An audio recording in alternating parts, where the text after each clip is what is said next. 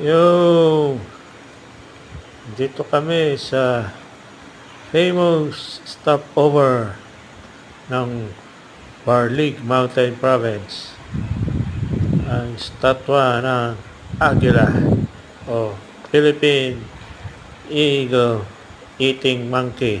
O yung, ayun o, talaga no, yun yung unggoy. Tapos ito yung kuko, palas. Very details yung pagkagawa.